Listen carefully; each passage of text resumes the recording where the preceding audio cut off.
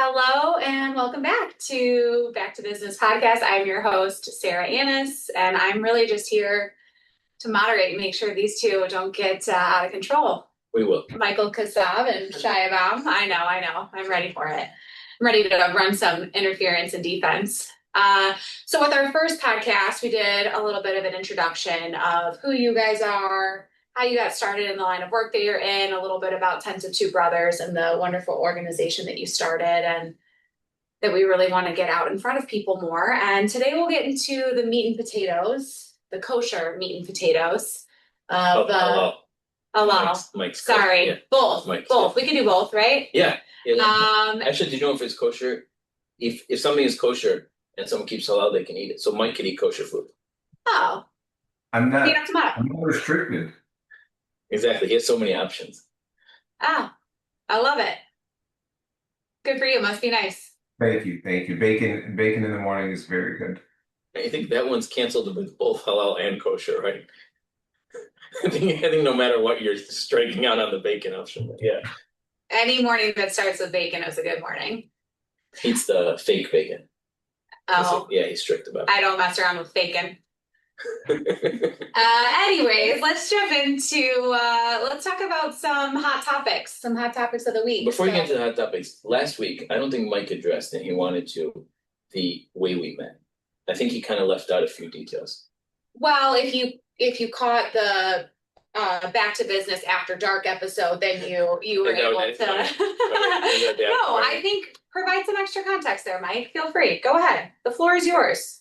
Shai was just too busy going to sleep at 8 p.m., so he couldn't catch that one. Oh. 8 p.m. It's way past my bedtime. I gotta be up at 4. Are you kidding me? At my age? Although, also, yesterday was Mike's birthday. So soon Mike will be waking up in the middle of the night to go to the bathroom also. And I am very excited for my 2:30 a.m. phone call instead of my 7 a.m. phone call from him in the morning.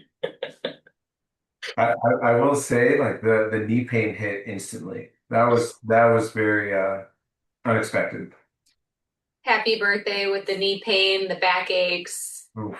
army crawl out of bed, barrel roll, whatever you do. Yeah. But so the way we met originally, I really think we haven't addressed this, and I know all the audience is going to be wondering: is that a fair? People have been writing in nonstop since our first episode. So yeah, what happened? And I think Mike should tell the story because he really opened up the conversation. All right, Mike. I was too, I felt like he was such a hotshot that I figured he wouldn't want to talk to me. So I never really talked to him. Are you saying Mike's unapproachable? Yes. In the wild? Yeah, he's unapproachable. That's a good way of putting it. And then in a way, he's like very approachable. So it's interesting. If he approaches you, it's very approachable, but to approach him first, you're like intimidated. I get it. No, that's not true. But I do think for the sake of keeping our viewers' eyes on the screen, we should try to prolong this truth for as long as we can. So I don't think it's necessary or appropriate to talk about it in episode 2. You think? Okay. So you think like week 5? Like what's the? I think in week 5 we drop a hint. And then for the season finale, we'll just like give them a next year. There might never be a finale. There's no finale. So just a heads up, you want to push this off. Because I feel like it's really the story of how we came together. Of how no matter how you start, it's where you finish. For sure. So here, I guess one of the stereotypical or one of the stereotypes of Jewish people is their. Tell us more, Michael.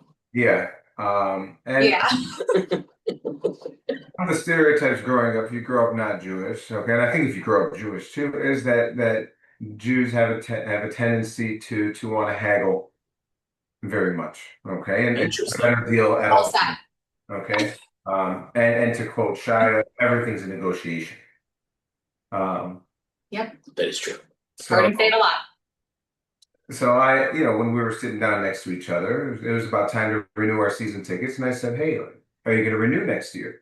And this is after we finally started talking to each other because I'm so unapproachable.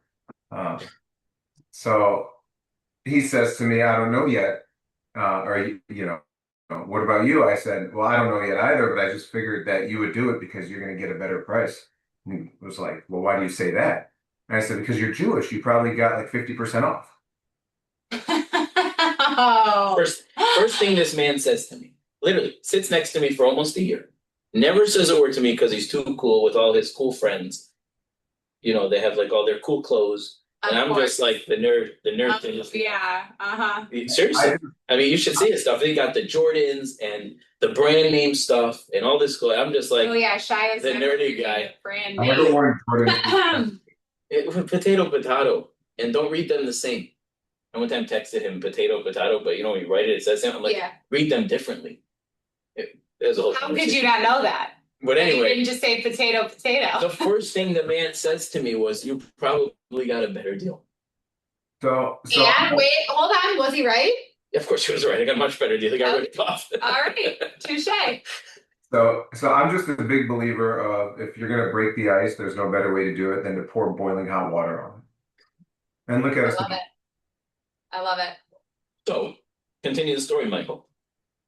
Oh, I think it's your turn now to tell them what you said back. Oh, it's my turn? Okay, so I think maybe we end that here and week 2 we go to next week we go to the one I said next. Okay. I like it. I like it. It's a bit now. Okay. All right, guys. Enough of this. All right.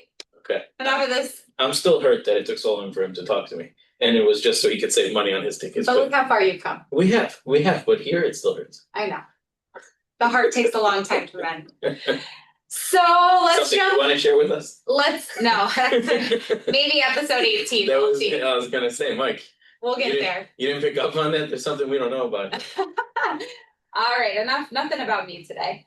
So let's jump into it. Let's talk a little bit about rising gas prices, the Strait of Hormuz. Who wants to jump into some topics that have been hot the last couple of You want to take this one first? You want me to?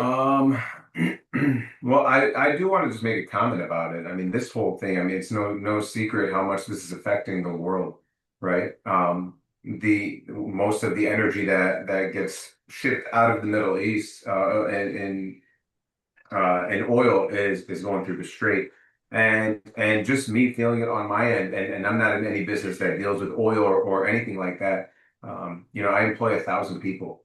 So noticing that they're starting to struggle at the pump now because gas is just getting so expensive because of this, geopolitical issue that we're dealing with. It's hurting me just as someone who works, who has a business in the service industry, because now my employees are feeling like they can't afford gas and they're stressed out and they're reaching out to me. And this is probably going to be something that we have to foot in the sense of raising wages.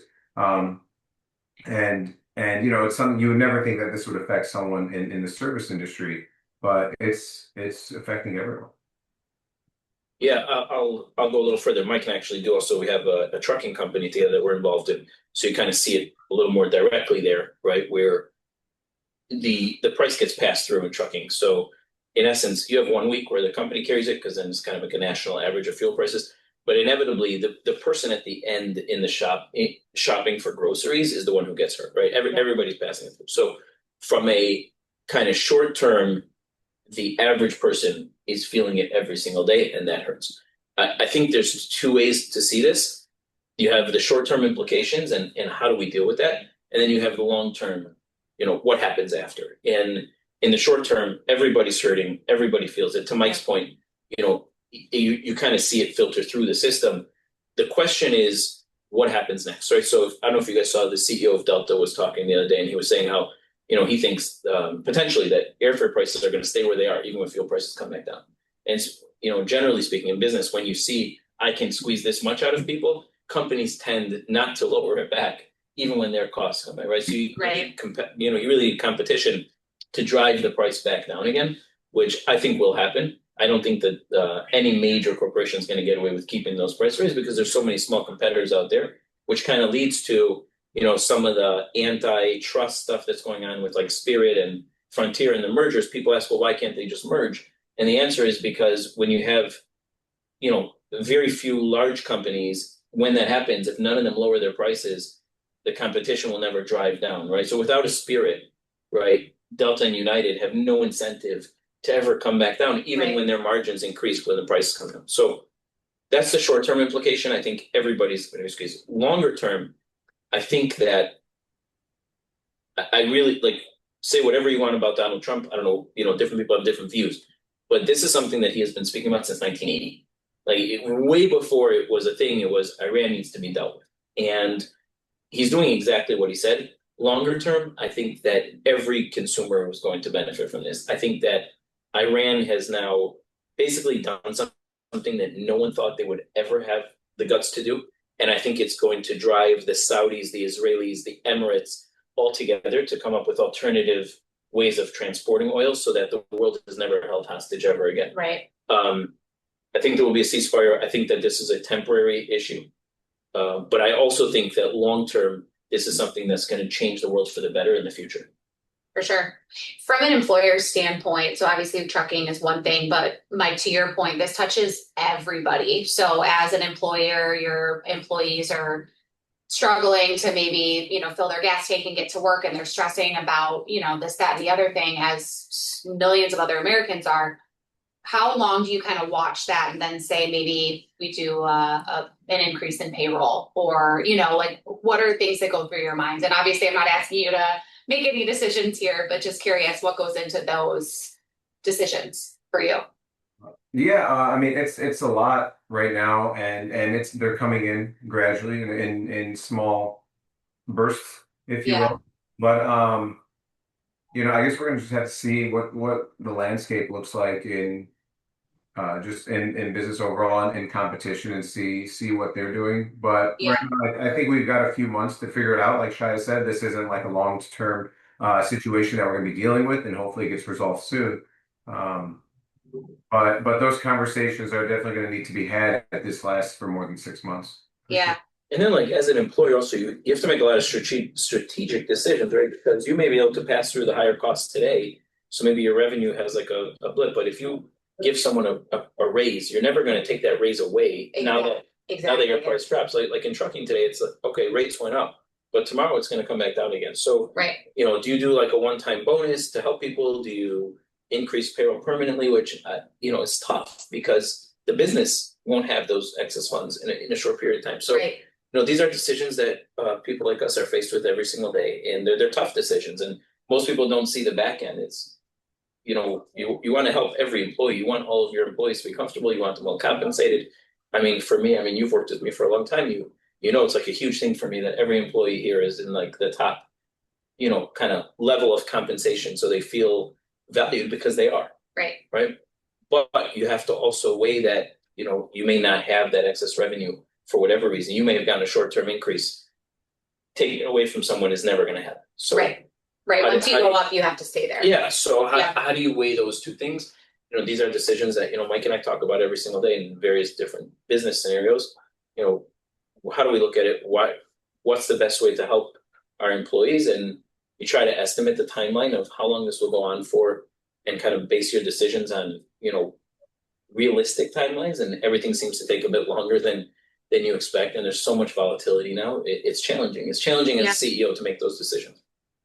Yeah, and I just want to add, everyone who listens to any other kind of business podcast or reads a book about business, it always talks about the risk, the risk taker, right? And a lot of people only see it as that initial risk of getting into the business or whatever it is that they got into that made them successful. But every day and every decision that you make is just another risk. So you're just constantly parlaying these decisions in the hopes that you don't make a mistake along the way. And that's what, people like Shia and I want to make sure we don't make a mistake that'll eventually kind of tear the house down at the end.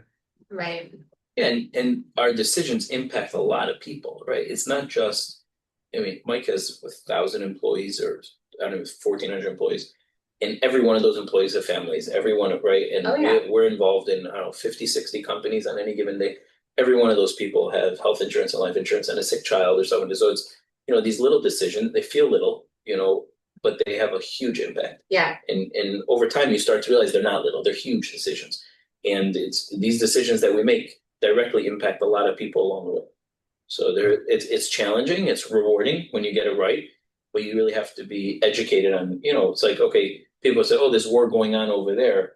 it's almost like, they're disconnected from it, not realizing that this directly affects everybody. Everybody. Major trickle down effect. Yeah. Yeah. Yeah.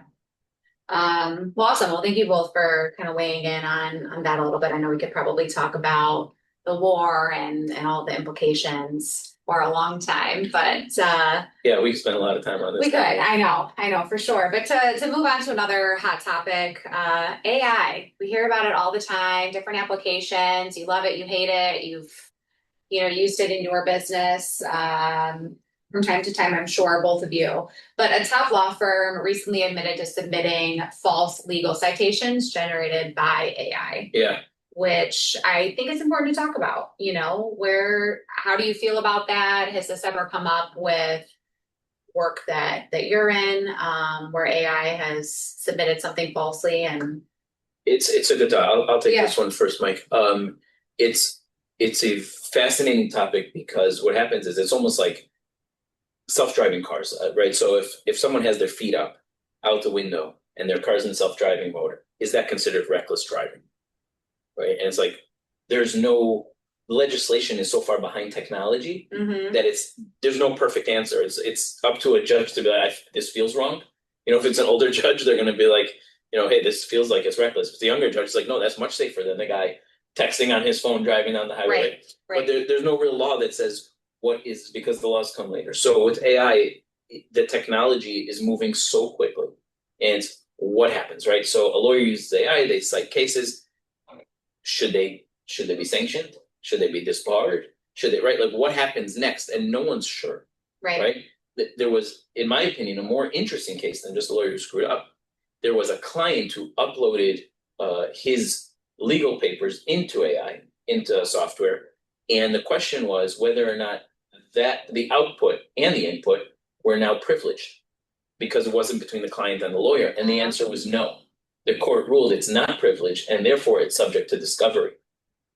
Right? So in our business, where we're taking company financial information, legal opinion, we're looking at a huge picture of what's going on with the business.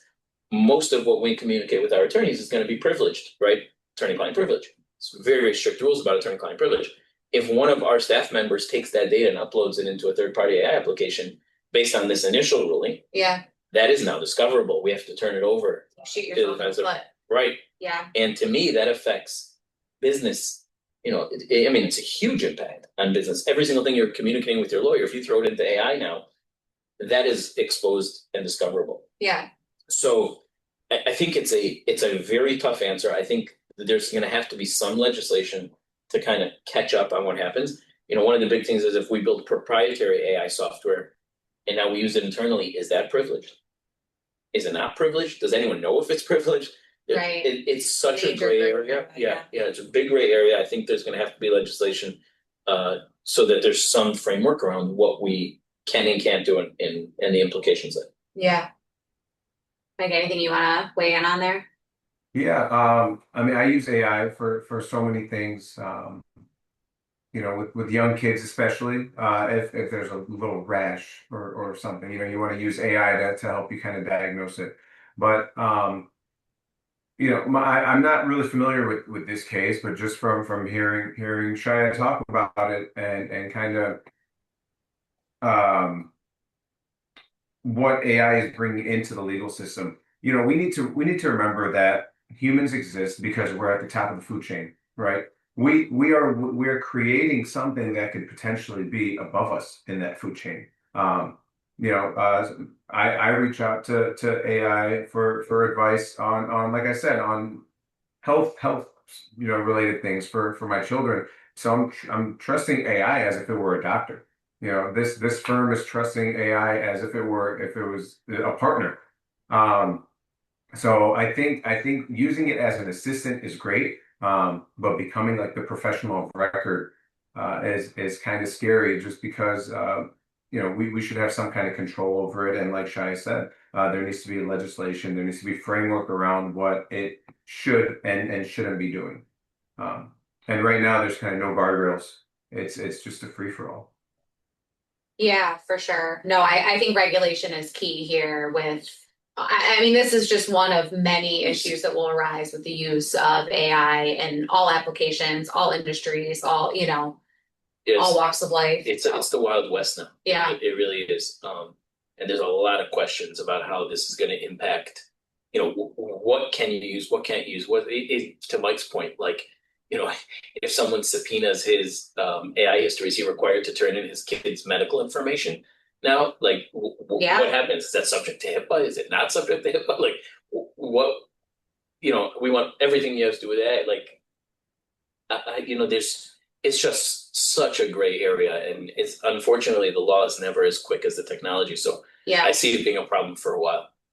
It's almost like a double-edged sword. Like it's such a great tool, but it can also be really detrimental depending on what you're feeding into it. And if you're then, again, shooting yourself in the foot and creating a problem for yourself that's bigger than you realized.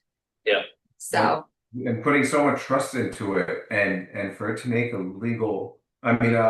seriously legal mistake in this situation, and for it to go kind of unnoticed for a long time is scary in itself. There used to be a time when if you lost someone's trust, it took a lot to get it back. With Yeah. AI, it doesn't seem to take that much to gain their trust back. You made a mistake, AI apologizes, and then you're right back to it.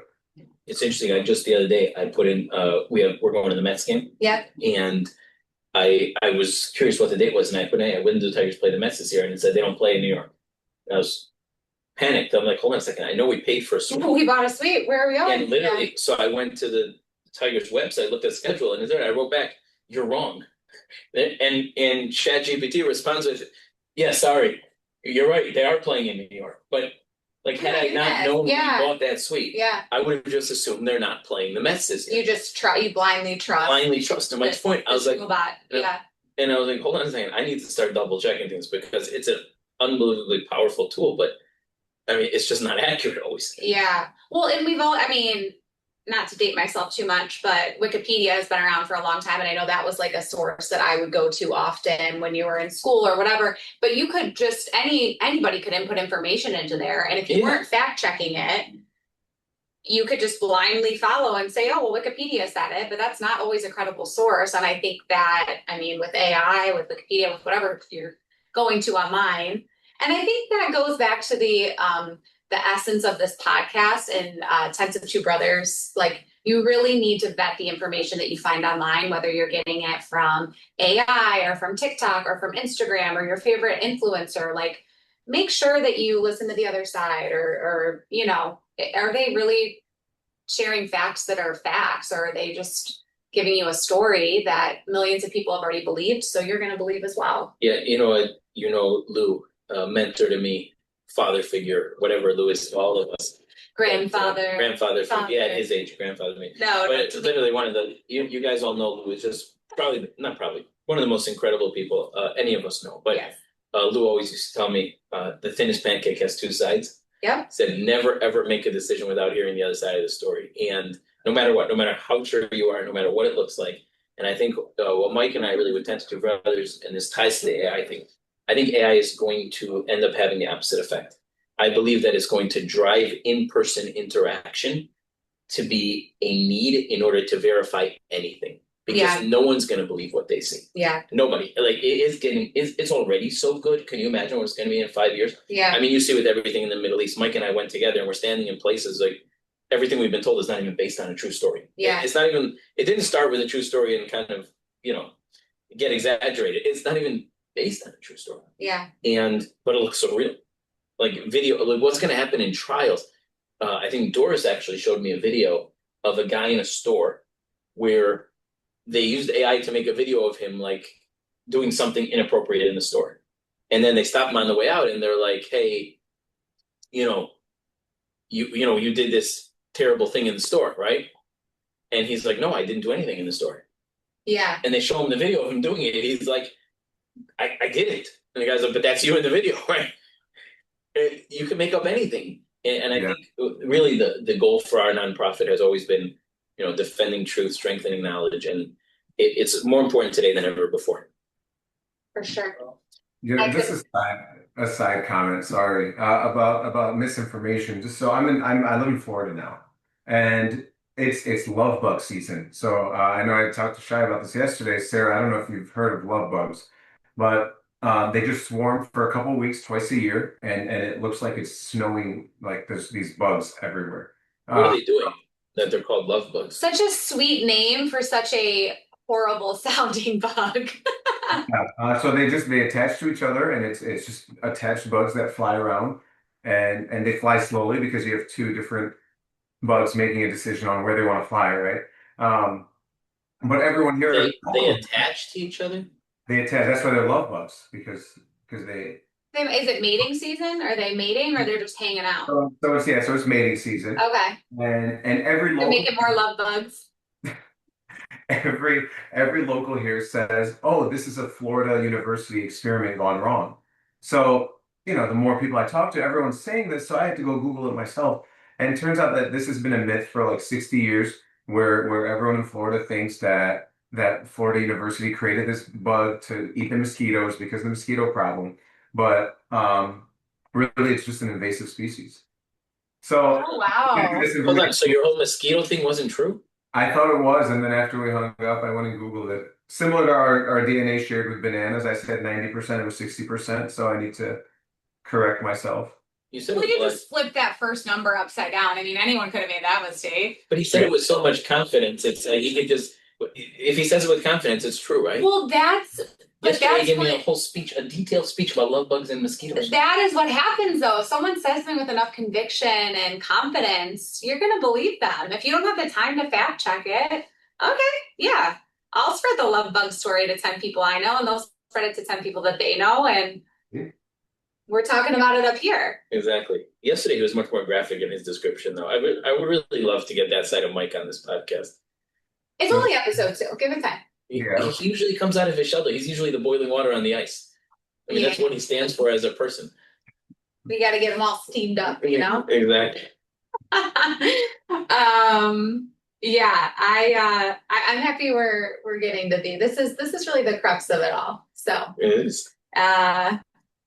trying to spread truth and awareness. So you brought up something to kind of spiral off of our increase in gas prices. You mentioned Spirit Airlines. Yeah. I know that air travel has been kind of atrocious lately, whether it's issues with flying delays, canceled flights, all of that. An airline that has stuck out in the media or in the news has been Spirit Airlines because they're struggling. They may be receiving hundreds of millions of dollar rescue, and that raises the question: why are some companies saved versus some are just you leave them go to the wayside?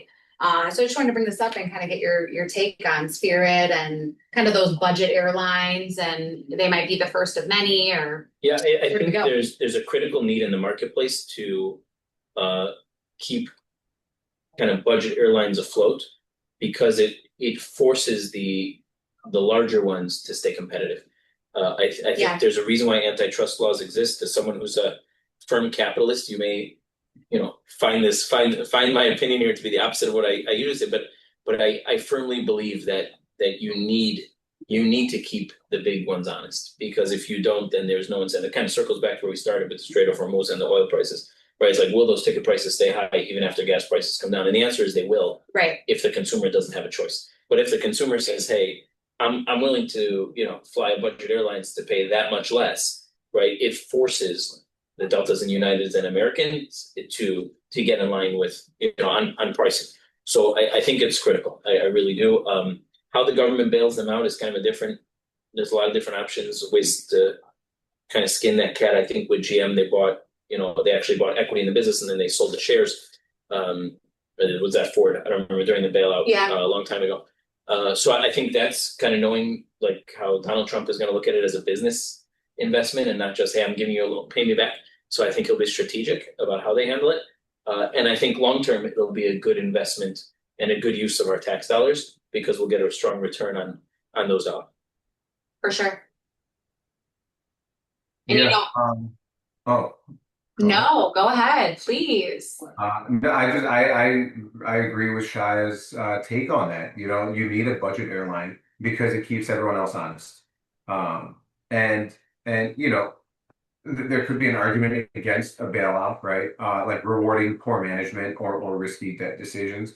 But at the same time, I think a world without them or let a world where we let them fail is actually worse for the common person.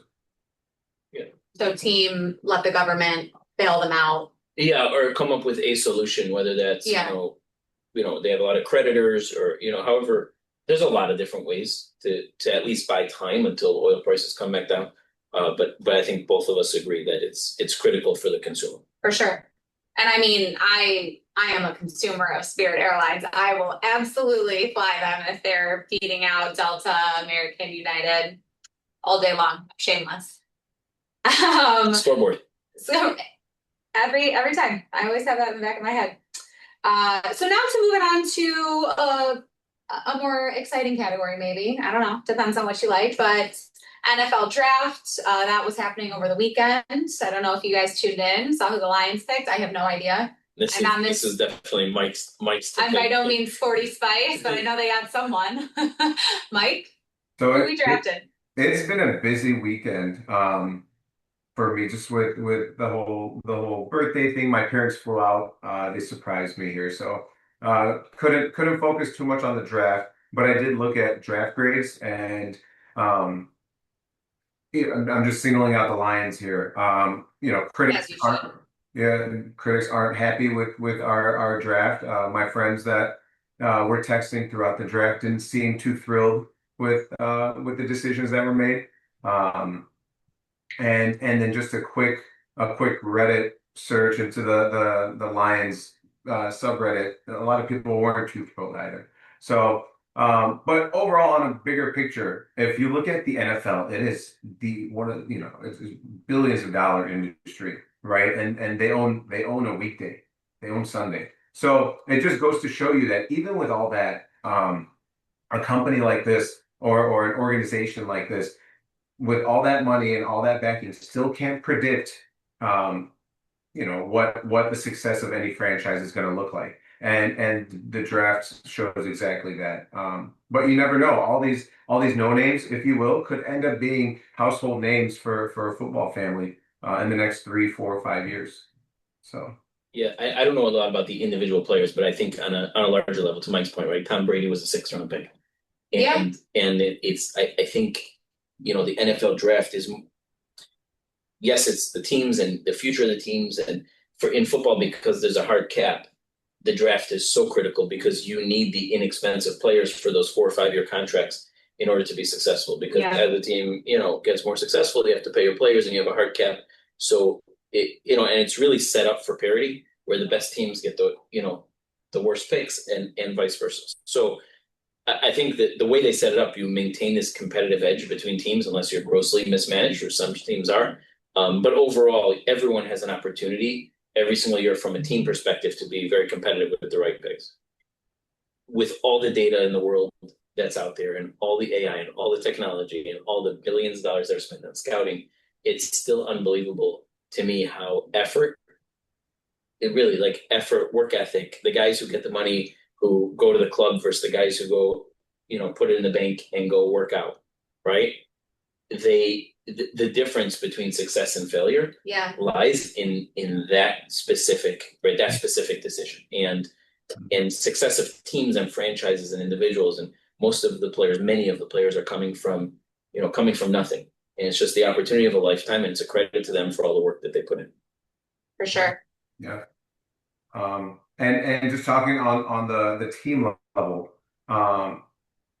great organizations like I don't know, the Packers historically, the Steelers, and teams like that we talk about, like the Patriots, right, for winning all those championships, all the Super Bowls. It just goes to show you in hindsight, any time that it's happening, you don't know if it's a good decision or not, right? You're always a genius after the fact. Right. And I'm from Cleveland, so I'm sure everyone knows Johnny Manziel, Johnny Football, and he was going to be the hero and save Cleveland and bring the Browns to victory. And I think we all remember how that ended up. So, but it's also interesting to Mike's point, like you mentioned a few organizations, and you start seeing, and it's always a question of the chicken or the egg, but does the consistency at the top lead to the long-term success? Or because you have success, you have the consistency, right? So if you look like, I think the Pittsburgh Steelers have had like 5 coaches in the last like 40 years or something like that, right? New England Patriots had, Bill Belichick for, I don't know, 20 years or something. Like the numbers are pretty, and you also see like those organizations are consistently good, like the Baltimore Ravens. Now, part of it is you keep the good coaches and the good general managers because your team is consistently good, right? But is it the chicken or the egg? And it'll be an interesting kind of thing to look back. Has any team stayed the course when they were bad and turned it around? Or did they just replace the coach and the GM and move on? There's just so many variables. Yeah, but I always wonder, like, because, circling back to business, you always have that. You have ups and downs and peaks and valleys, but if you can kind of stay level-headed and stay consistent, you tend to see long-term success with the people who weather those storms, right? And I think it translates into any organization. Totally. Yeah, I agree. Talent matters, but I think the environment around them matters just as much, if not more. Yeah, and that's what I was saying about the draft. When we were talking about the draft a little while ago, it's the talent obviously matters the most, right? But Kobe Bryant used to spend hours in the gym after a game if he missed the shot that he thought he should have made. It's like the best people are the ones who work the hardest. It's not talent alone that's going to get you there. And the flip side is even the people who are not as talented who work that much harder, you see that success. If you have a number 1 pick who's a failure and a 6th-round pick like Tom Brady who hasn't eaten a strawberry in 25 years because of how much effort he puts into taking care of his body. So I think it's testament. Is that for our health? Okay. I love strawberry. I love strawberry. So.